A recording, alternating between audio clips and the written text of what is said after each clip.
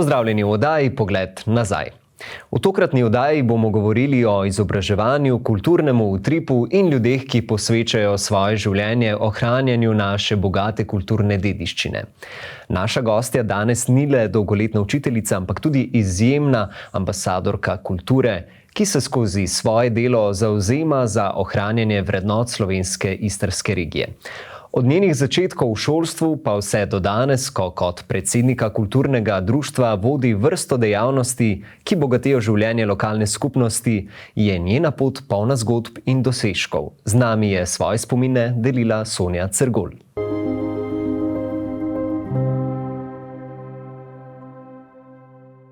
Začnimo z vašimi začetki v izobraževanju. Zanima me, če lahko opišete, kako ste se podali na učiteljsko pot. V Gračišču ste začeli. Najprej ste bili 10 let v Gračišču kot učiteljica razrednega pouka, potem pa ste 30 let bili v Šmarjah. Tako. Omenili ste mi pa predhodno, da obstaja ena zanimiva anekdota, kako vas je prišel iskat ravnatelj osebno domov. Ja, jaz sem končala osnovno šolo v Šmarjah in ker sem bila odlična učenka, sem dobila štipendijo, da grem lahko na pedagoško gimnazijo. Pedagoško gimnazijo sem potem šla na pedagoško akademijo v Kopru in seveda sem to uspešno končala že v juniju mesecu vse izpite in diplomo bi mogla narediti še v oktobru in tisto poletje nobenega razpisa ni bilo, vsega moje službe ne bo.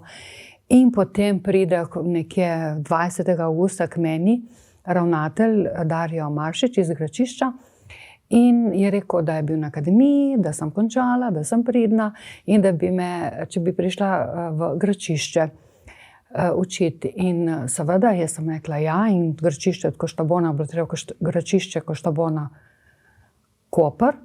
In so mi takoj ponudili službo in so mi ponudili tudi stanovanje. Ampak ta anekdota, ki me sprašujete po temu, pa je, ko je prišel gospod ravnatelj in še njegov pomočnik Slavko Maršič, oba že pokojna, k meni domov, sem rekla, kaj vam ponudim, ne? Sem da sama doma, boste kavo? Ja, ma nimam mleka. Ma počakajte, bom šla po most kozo. In potem, ko je prišel v Gračišče, je rekel, ta bo pa za nas, ko je prišel v šolo na konferenco, ta bo pa za nas, ta zna tudi most kozo. Tako sem pa v Gračišču vstopila v celodnevno šolo in delala 10 let v Gračišču. En super kolektiv smo bili, lepo smo se imeli po končani službi, mi smo končali ob 3:30 in pol, ker je bil cel dan pouk, da smo se ustavili v tej gostilni Ražmanovi in smo tistih kapučin s slastjo tam popile, poklepetale, to je bilo kaj ena super vizija.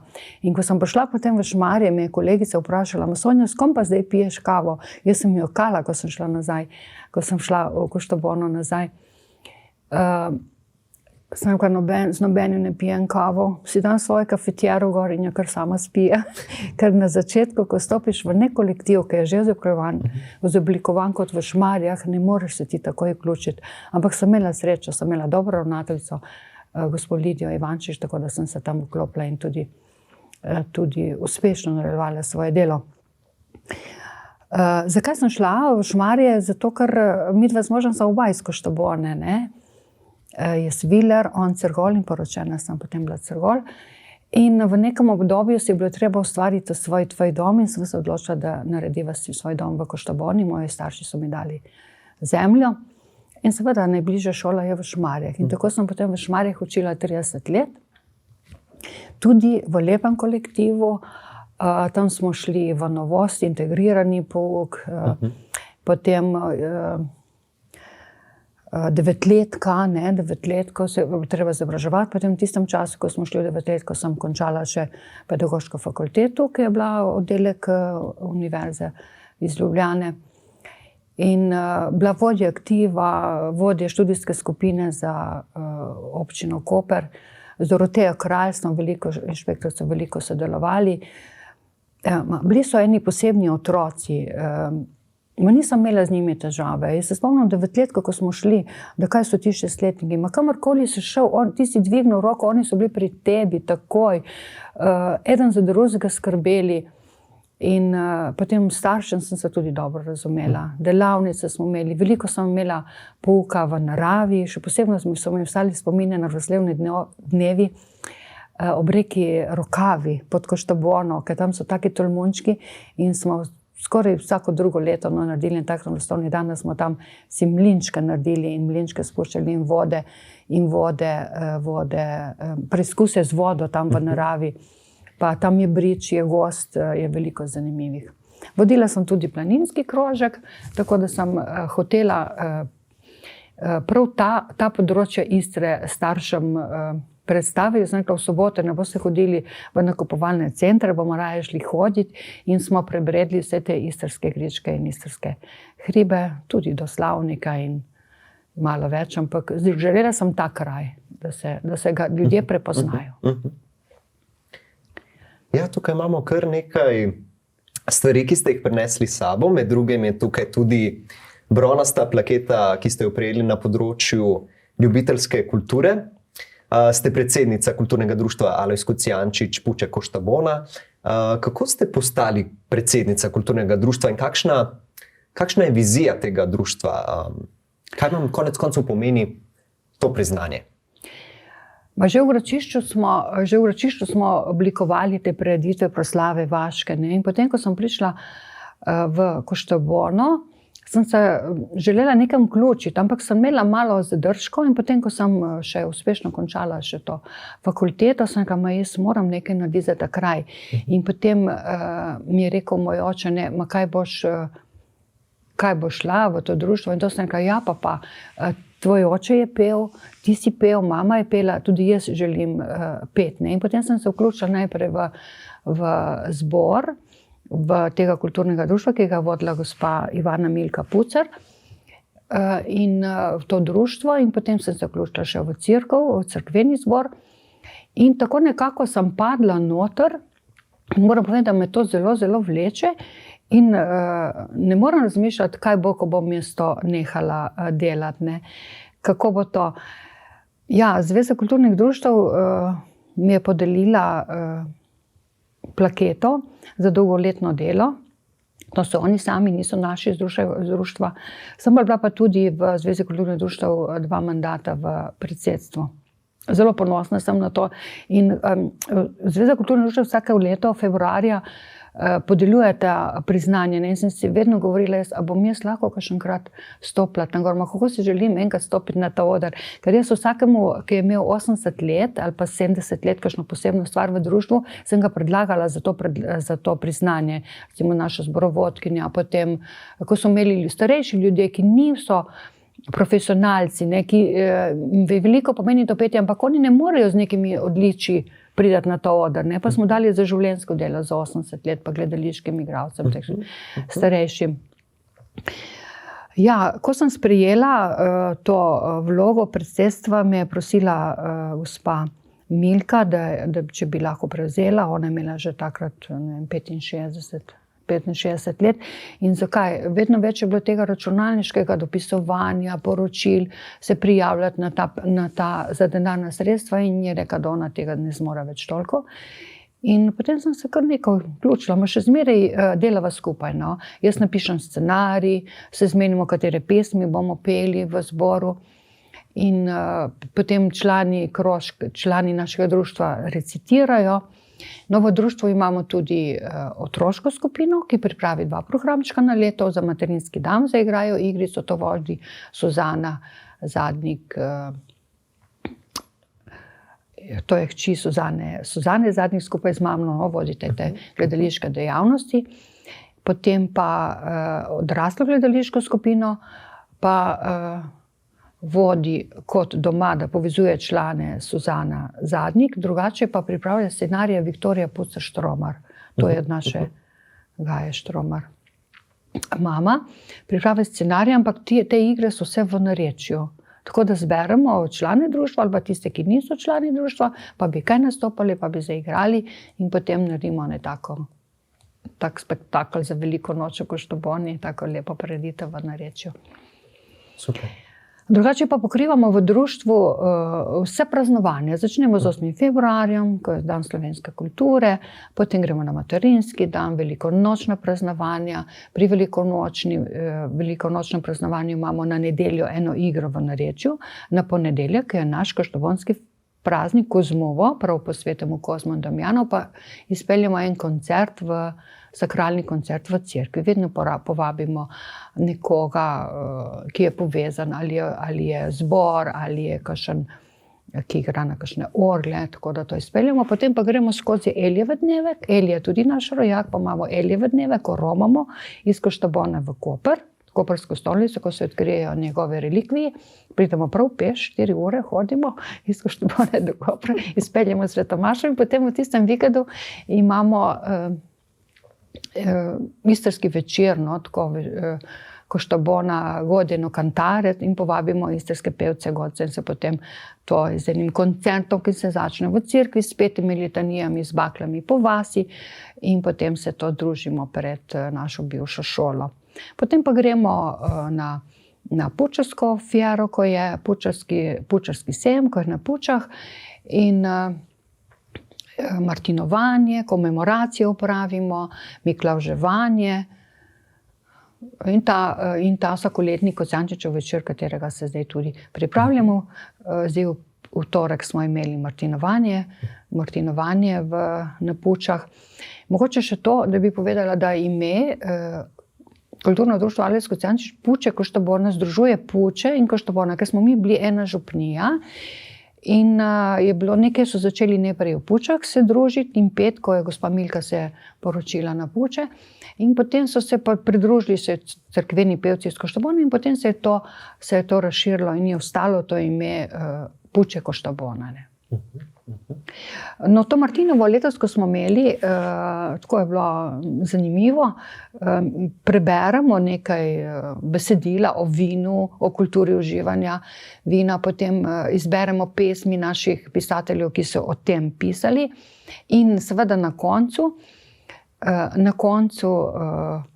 pa blagoslovimo vino. Prav župnik pride in ljudje prinesejo svoje vino in blagoslovijo vino, da bi to vino mlado, vino ne povzročalo nemirov, ampak zdravju koristno. Tudi poudarimo, ne, da je vino kot zdravilo, ampak zdravila se ne sme pretiravati, tudi z vinom se ne sme pretiravati.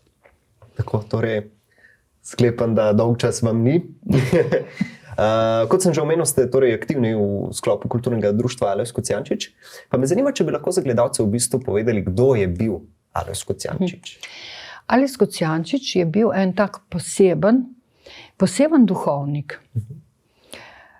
Že ko se je začel šolati, so ga dali njegov duhovnik iz Kubada, rojen je v Kubadu, 1213, in njegov duhovnik ga je dal študirati v Gorico, zato v tistem času je bil fašizem tukaj, ne, in si je želel, da bi se ta fant naučil o temu slovenskemu narodu, da bi bil poudarek na njemu, na narodnosti. Ne. Bilo semenišče v Pazinu, semenišče je bilo v Kopru, ampak njega so prav se dogovorili, da ga dajo v Gorico. No, njegovo življenje je bilo kar zanimivo, no. Ostali so tudi brez doma, tako da je bil nekaj časa tudi brezdomec.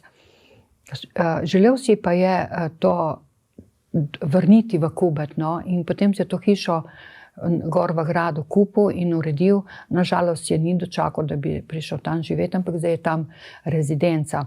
No, v Koštabonu pa je prišel leta 1938 in je bil 25 let v Koštaboni.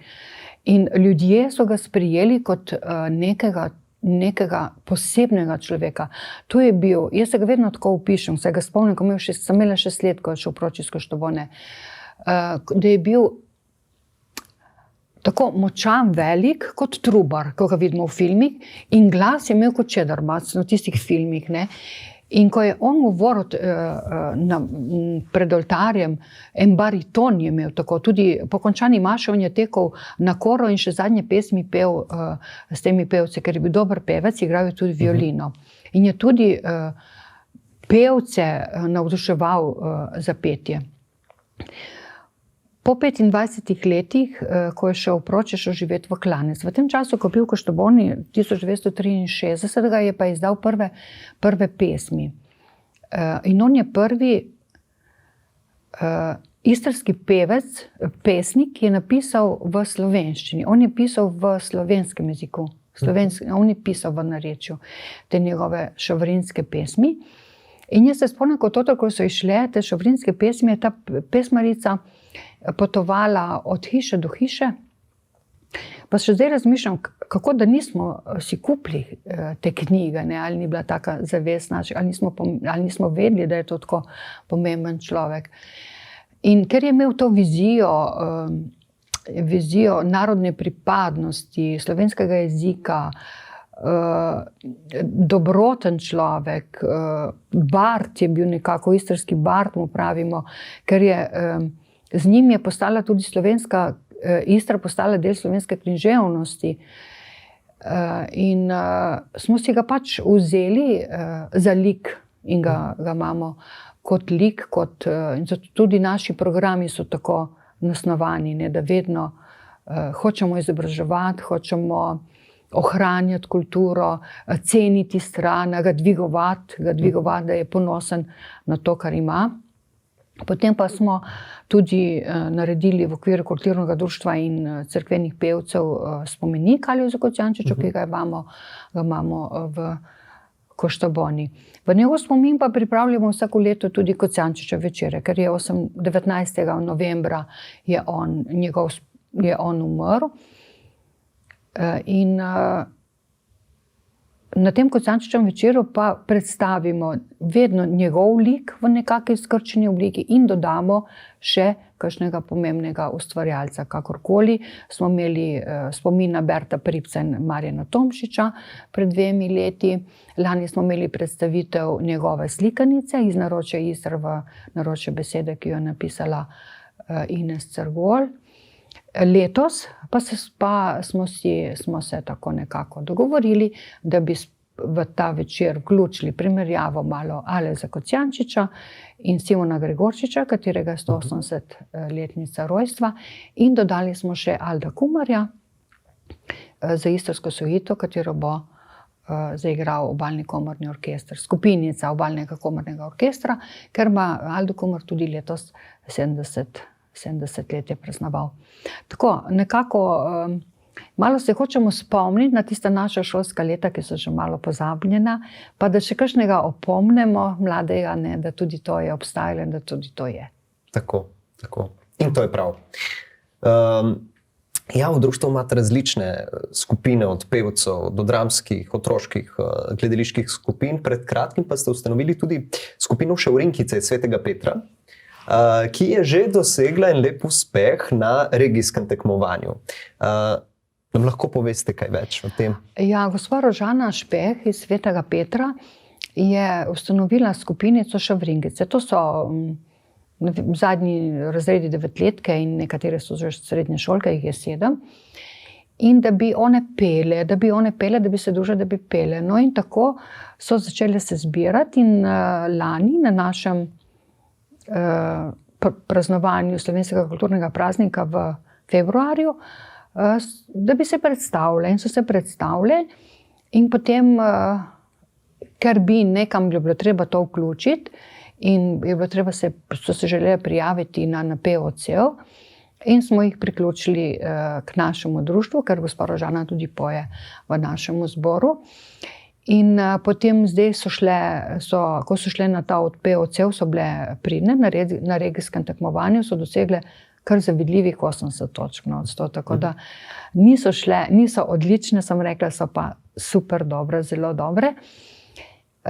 Tako da imajo pa istrska oblačila v krožku šivanja, smo pomagali to izdelati.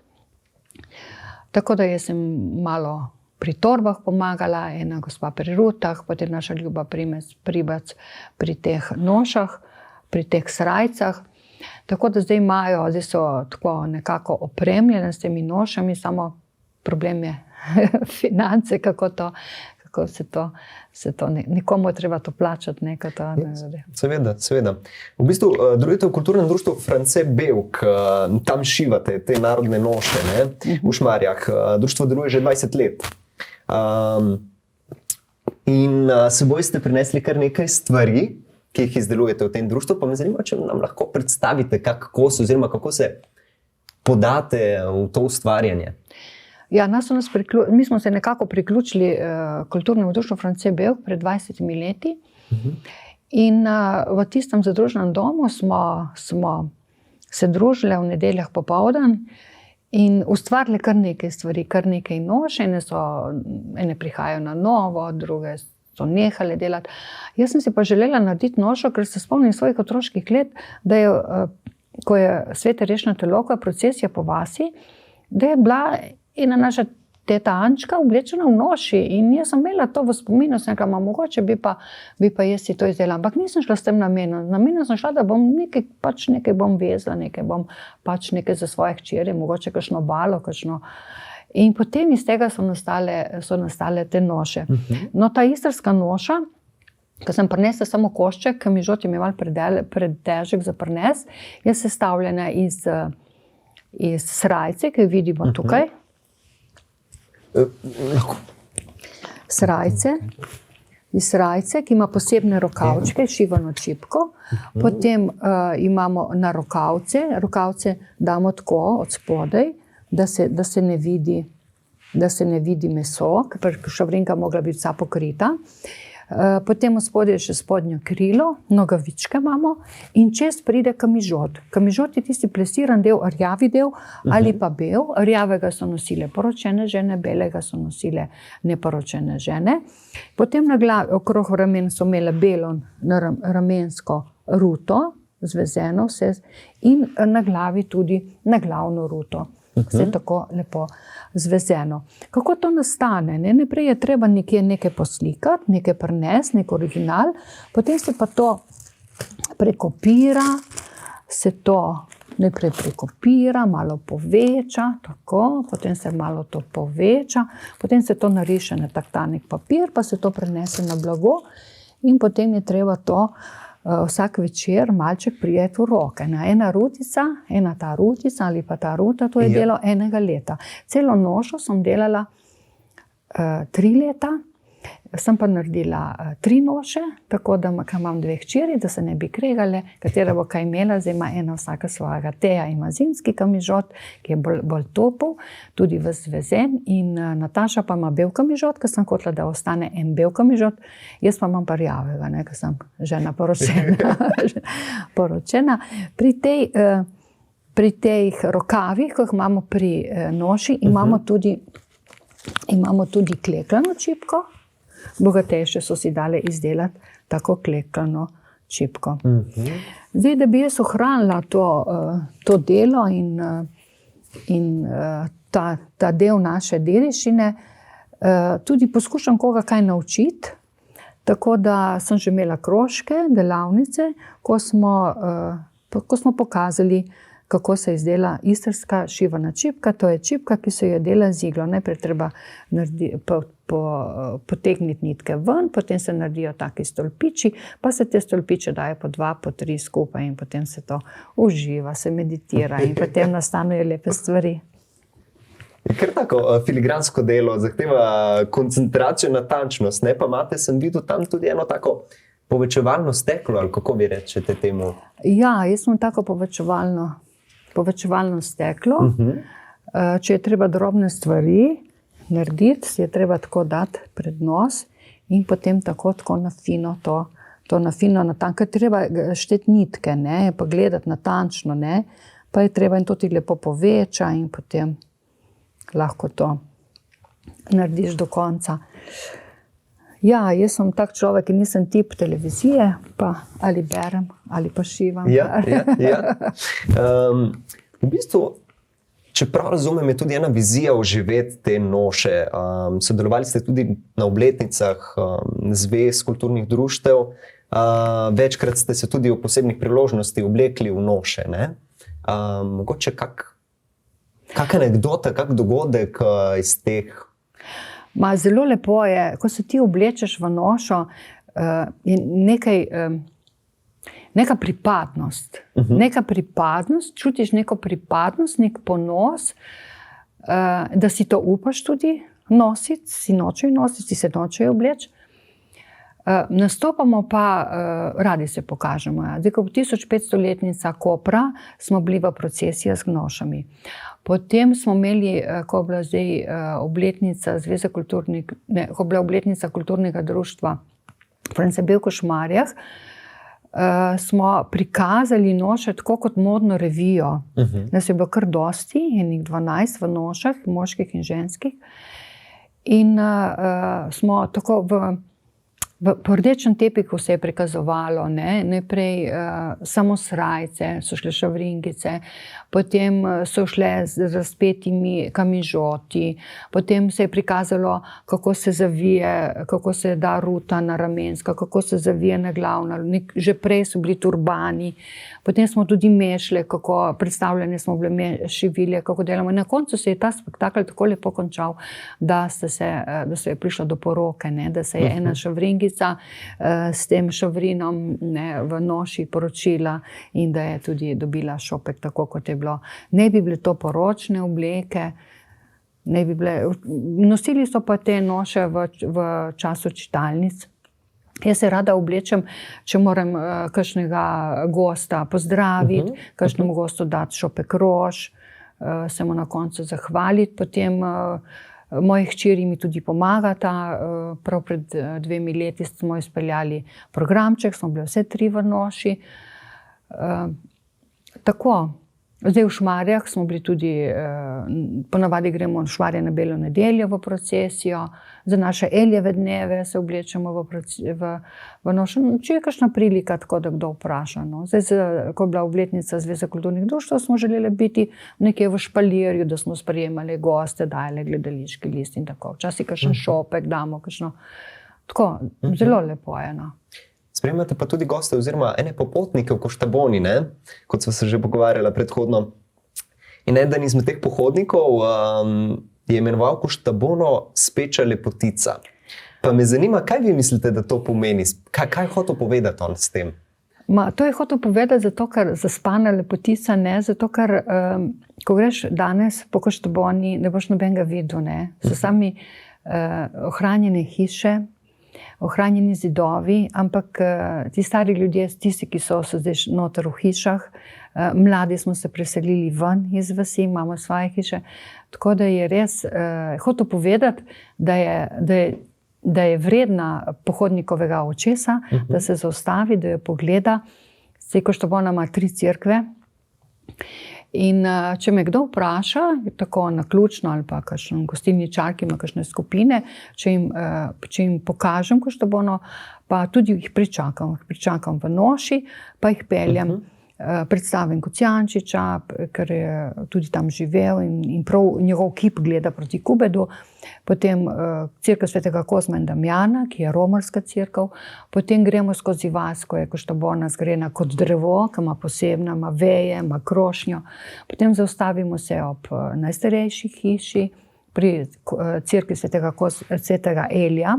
Eli je koštabonski rojak in na njegovem mestu, ker je bila hiša njegovih staršev, imamo cerkvico svetega Elija z njegovimi relikvijami in potem se na tem plačarju, ko se zakroči Koštabona kot ena krošnja in je lepa stara istrska hiša, še s starimi zavesicami in tam preberem kakšno pesem v narečju, ker prav tam na tistem plačarju, na tistem, rečemo, placu, trgu, je živela naša Danica Tuljak Bandi, pesnica istrskih pesmi, in prav zraven tudi naša Elda Viler, pa tudi kakšno pesem od Elde Viler, ki je bila rojena. In na koncu se konča Koštabona s cerkvico svetega Andreja, to je prav na Dragonje, kot ten pomolček je Koštabona, in je tam pogled preko Dragonje. Ne. Tako da včasih sem tako malo žalostna, ko vidim kakšnega, ki samo gre gor in dol, potem nič te Koštabone ne vidi, pa ga vprašam, bi želeli kaj videti, vam kaj povem, ja, lahko, ali pa kakšen kolesar samo gre, pa mi rekla, pa pa ustavi se tam pri svetega Elija, točno lep kamnit portal, pa malo ustavi se pa poglej. Ne, cerkve so sicer zaprte, no, lahko edino, če se najavijo, ne, tako. Pa mislite, da se nek ta zgodovinski duh Koštabone se še ohranja? Mislim, vi se trudite v bistvu s temi dejanji, da nekako spodbujate ljudi, da spoznavajo Koštabono, te tradicije, običaje, ki so bili, ampak vi, ki živite v Koštaboni, a še vedno čutite recimo ta pridih neke stare Koštabone, bomo rekli, se to ohranja? Ohranja se zelo malo, ker recimo mladi niso obiskovalci naših prireditev. Pridejo, če naredimo, če so vključeni otroci. Če so otroci vključeni v program, potem pride tudi starši, pride kakšen mlad. Ne. Drugače bolj ni mladih. Mladih ni na naše prireditve. Ne vem, koliko vejo, včasih tudi se spotaknem v kakšen plakat. Zdi se jim, da ni vredno tega, mogoče tudi nenačitanost, to je sigurno ne. Ne vem, jaz poskušam moje otroke pritegniti, moje hčere pritegnem, da mi sodelujete, da pomagam, da veste, kaj mama dela. Potem otroke, našo Leo ali pa Nino, od druge hčere vključim, da kakšen šopek nesejo, kakšnemu se mu zahvalijo, da so tam, da vejo, da bo imeli neko delo in potem pridejo. Potem seveda jih vključim naše otroke tudi v te otroške mladinske igre. Ne. Ja. Kaj pa vas najbolj, mogoče če se navežem na to, kar ste ravno kar odgovorili, kaj vas najbolj motivira, da nadaljujete svoje, bom rekel, ne vem, poslanstvo, če si upam trditi, v bistvu v društvu, da ohranjate to kulturno dediščino. Kaj vas najbolj motivira? Mene motivira, vedno se spomnim na mojega nonota Tonina, ko je bil cerkveni pevec in je pel prav v tem zboru, ko ga je vodil Alojz Kocijančič.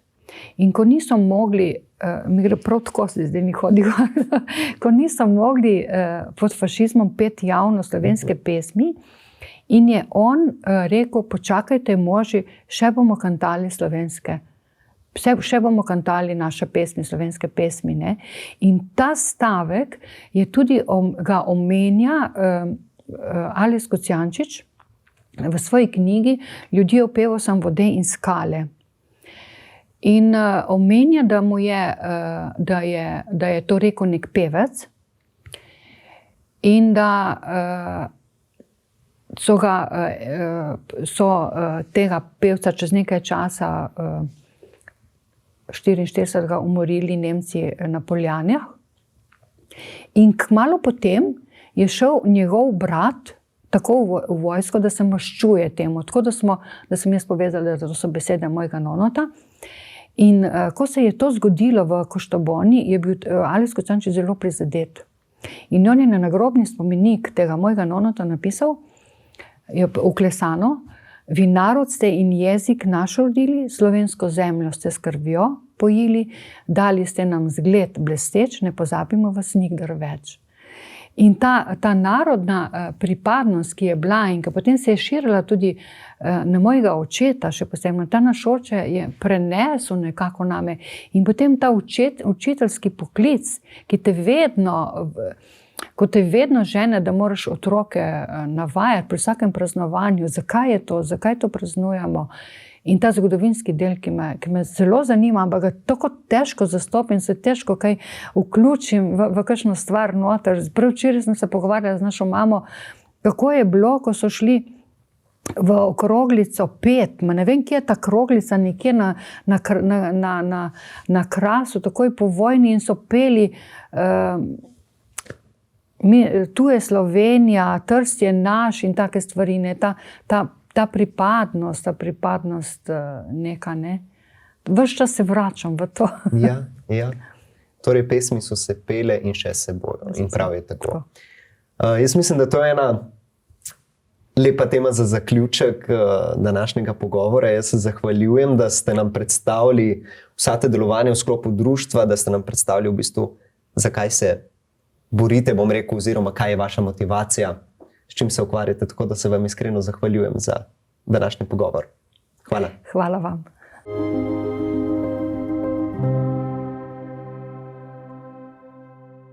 Dvaindvajsetega novembra pa se bo v bivši šoli v Koštaboni odvil dogodek posvečen spominu na Alojza Kocijančiča ter Simona Gregorčiča in njegovo 180. obletnico rojstva. Na dogodku bo nastopila tudi obalna komorna skupina z istrsko suito Alda Kumarja ob njegovem 70. rojstnem dnevu. Hvala za pozornost in lep pozdrav do prihodnjič.